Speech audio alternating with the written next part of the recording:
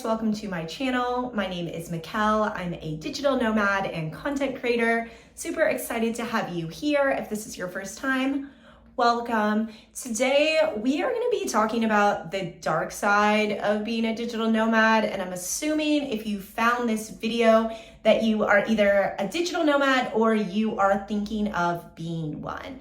So I just kind of want to break down some of the cons to living this lifestyle. I did live full-time on the road for 3.5 years and recently got a base in Spain for a number of reasons, and I'm still actively traveling, but did want to have an apartment.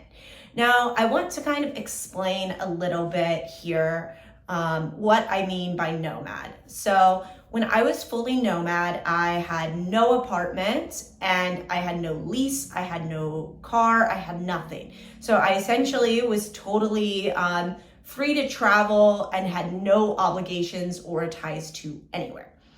Now, I still consider myself nomadic now, but the difference is I do have a base, which is here in Valencia, Spain. So the reason that I did this and wanted to get a base again is just because of some of the cons that I found with this lifestyle. So the first one is planning this lifestyle. Wow, so navigating like, am I gonna go to X country? I'm gonna stay there, I'm gonna get a flight, I'm gonna do this. That can be a full-time job, especially when I was traveling in 2020 and everything was going on with the pandemic.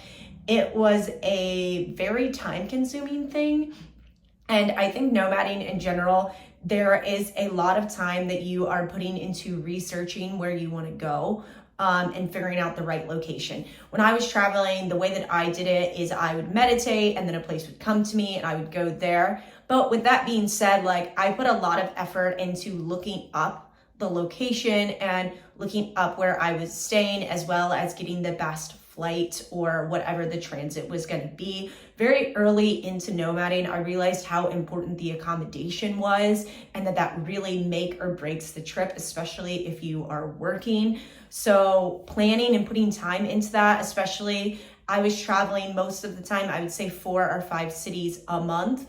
So I was constantly moving and having to put time into that. So that was definitely a con.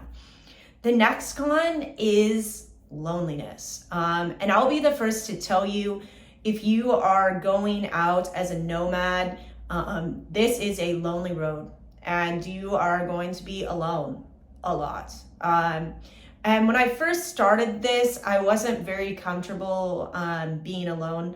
However, as time digressed, I really enjoyed time with myself. However, there was days, nights, where I missed my friends and my family. And I do have a big community of nomads that I was traveling with. However, there's just times where you don't feel a part of the culture, or you just feel like you can't really fit in there. Or I've gone places where I didn't feel super comfortable. And so I was just kind of on edge. And I think this can definitely be a con. I think this just comes with going outside your comfort zone. But if you are venturing into the nomad journey, no, it's going to be a lonely road, and it is hard maintaining those friendships that you have back home or wherever they may be. And what I found when I first started doing it, I would go back every 3 months or so back to the United States. However, then I started staying out for 6 months and things really change and the people change. And so realizing that and dealing with that can definitely be hard because you get this feeling that you don't really belong anywhere. And for a long time, I felt like I didn't have a home at all, which some people will be like, oh, that's such a positive thing.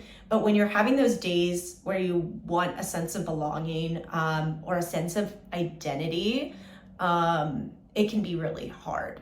So I think if you are venturing into this, it's gonna be lonely, and you're just gonna have to get used to it.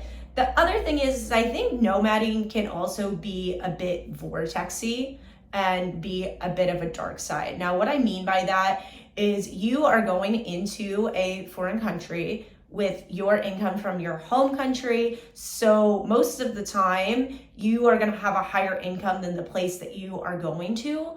So you're getting a very skewed view of what it's actually like to live there, because you're coming in as someone who in most situations you're quite wealthy compared to the average person. So I do think that nomading, though it's an awesome highlighting experience, sometimes it can give you a bit of a biased view of what the actual citizens go through and what it's actually like to live there. The other thing by Vortexy is I had mentioned I traveled with digital nomads, and I was usually with a group, I would say 3 or 4, staying in my housing, and then maybe meeting up with like 15 or 20 of us. However, when I did decide to move to Spain and none of my travel friends were here, I realized how hard it is to make friends with locals and make friends with people that are staying in one spot, and how the conversations that I was having with my nomad friends were so much different than the friendships that I'm building here in Spain. For example, when you are traveling with a group of nomads, it's always like, okay, let's enjoy this place, and then what's next? What's next? And the mentality when you actually go and get a base somewhere and live somewhere, it's not what's next, what's next. You're actually kind of having to dive deeper. So there was a time when I did first come to Spain where I was questioning, can I live here? Can I feel a part of the culture? And I had realized, though I had spent 6 months here with nomads, it wasn't a realistic view of what it was like to live here, because I was in that expat nomad community that was traveling. So overall, just kind of tie this together, I think the biggest things that you need to look for is loneliness and knowing how to mentally deal with being alone. Also, dealing with the fact that you and your friendships are going to grow, and most of the time you're going to grow apart. So learning how to deal with that. The other thing is the dark side is you're not really getting an authentic taste of what it's like to be a citizen in that country. And maybe that's not a dark side to some, but if you really want to experience other cultures, you need to be in the thick of it all and not staying in the nicest hotel or nicest Airbnb, doing the best excursions every weekend. But yeah, I think overall, nomading is an amazing lifestyle, and I think traveling is something I will always keep doing. But I do think long term, I did feel burned out. I was tired of moving around all the time. I was tired of having these sporadic friendships and not feeling like I really belonged anywhere. So I think that is why I wanted to get a base. But if you are thinking of trying this venture, I think everyone should at least try it once and see what it's like. But bear in mind that this lifestyle isn't for everyone. And regardless of what you see on Instagram and YouTube, just like any lifestyle, it does have cons. So I hope you found this video a bit insightful. If you're a nomad, gone through similar experiences, I'd love to hear about them. If you're thinking about nomading and you have some fears, I'd also love to hear about that too. And thank you guys so much for watching, and I'll see you next time. Bye.